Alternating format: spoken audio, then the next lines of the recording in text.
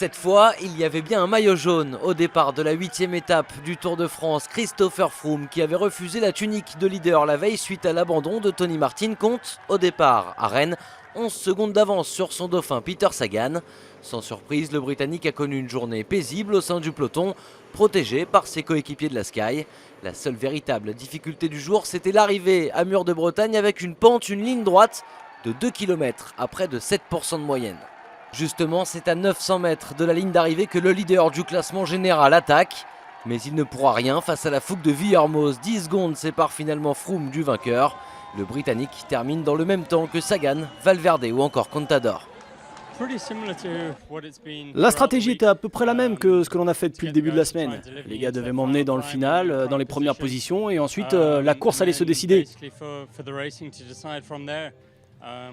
C'est vrai que je devais garder un œil sur les autres favoris, mais finalement aucun d'eux n'a vraiment tenté sa chance. Et ce sont d'autres coureurs qui se sont battus pour l'étape, et c'est eux qui ont eu le dernier mot. Au classement général, Froome conserve donc ses 11 secondes d'avance sur son premier poursuivant, Peter Sagan, avant le contre-la-montre par équipe, où la Sky fait partie des favoris.